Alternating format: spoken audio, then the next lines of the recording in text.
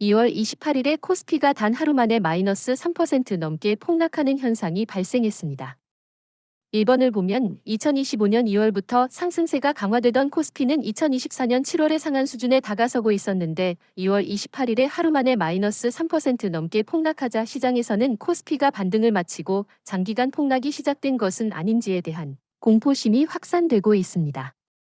특히 1번을 보면 2월에 코스피의 상승세가 강화되는 듯한 모습을 주식가격 차트에서 확인할 수 있자 많은 개인들은 남의 돈까지 빌려서 코스피에 투자하는 비투족이 급증하고 있었고 코스피의 마이너스 3%가 넘는 폭락으로 이들은 반대매매를 걱정해야 하는 매우 안타까운 상황입니다.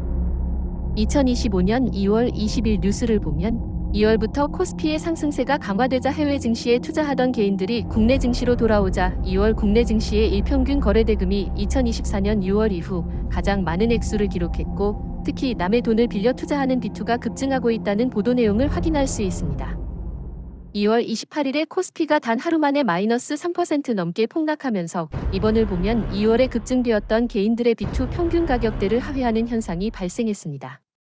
즉 2025년 2월에 해외 증시에서 국내 증시로 돌아와 투자한 개인들과 남의 돈을 빌려 투자한 비투족들의 손실이 급증하고 있습니다.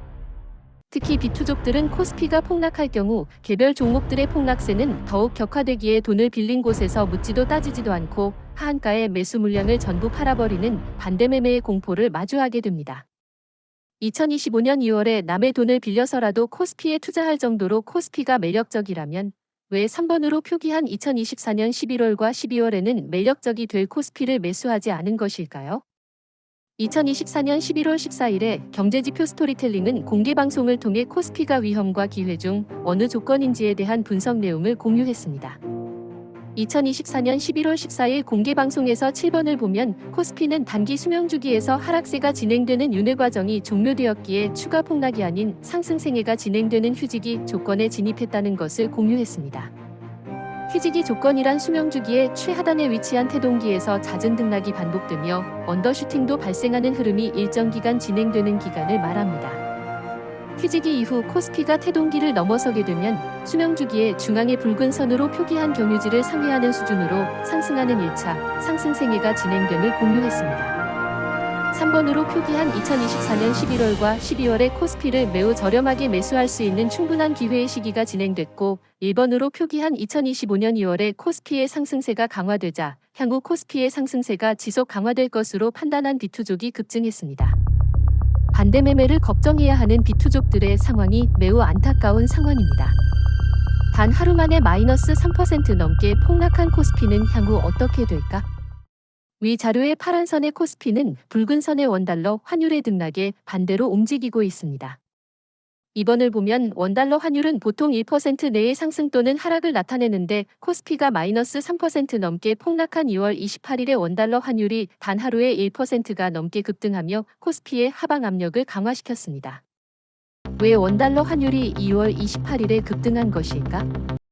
녹색 화살표를 보면 파란 선의 미국 달러 환율의 등락에 붉은 선의 원달러 환율의 등락이 연동되고 있는 것을 확인할 수 있습니다. 와우. 원달러 환율 지표는 미국 달러를 기준으로 상대적인 원화 환율 가치를 측정하는 지표이기에 미국 달러 등락에 원달러 등락이 연동됩니다. 4번을 보면 2월 27일에 미국 달러 환율이 0.83% 반등한 것을 확인할 수 있고 미국 달러를 추종하는 원달러 환율이 27일에 미증시 마감 후 28일에 1% 넘게 급등하며 코스피의 하방 압력을 강화한 것을 확인할 수 있습니다.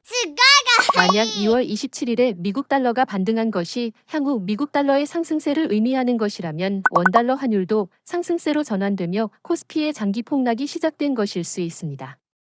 코스피의 장기 폭락이 2월 28일부터 시작된 것일까요? 뒤로 표기한 부분을 보면 미국 달러는 2025년 1월부터 하락세로 전환된 것을 확인할 수 있습니다. 2025년 1월 20일부터 미국 달러 약세 환경을 조성하는 미국 공화당의 집권이 시작되자 미국 달러가 약세로 전환되었습니다. 6번을 보면 2025년 1월부터 약세로 전환된 미국 달러는 붉은 박스로 표기한 직전 하한 가격대까지 하락한 후 반등이 진행되고 있는 것을 확인할 수 있습니다. 향후 미국 달러가 이전 하한 가격대인 붉은 박스를 하향 이탈할 경우 미국 달러의 하락세가 강화되기 쉽고 원달러 환율이 연동되어 하락하며 코스피는 장기 폭락이 아닌 일정 기간 다시 상승세가 강화되기 쉽습니다. 정말로 2월 28일의 코스피 폭락 현상이 코스피의 장기 하락의 시작을 알리는 것이 아닐까요? 1번을 보면 2월 28일 코스피의 마이너스 3%가 넘는 폭락 발생은 2월 27일에 나스닥이 마이너스 2.78% 폭락한 영향을 받은 것입니다. 국내 수급 주체 중 외국인으로 표기되는 이들은 글로벌 선물 시장과 미증시의 변화를 그 다음 날 국내 증시에 반영하여 변동성을 만들고 있습니다.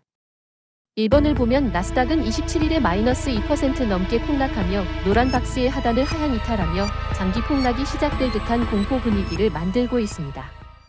그러나 2번을 보면 미국의 대형주, 중형주, 소형주 모두를 포괄하는 뉴욕 종합주가 지수는 나스닥과 달리 박스 상단에 위치하고 있습니다.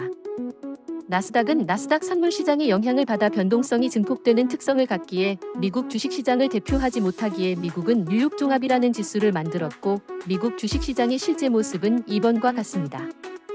즉, 코스피의 2월 28일 폭락 현상이 의미하는 것이 장기 하락의 시작인지 아닌지를 뉴욕 종합을 통해 가늠해 볼 수 있습니다.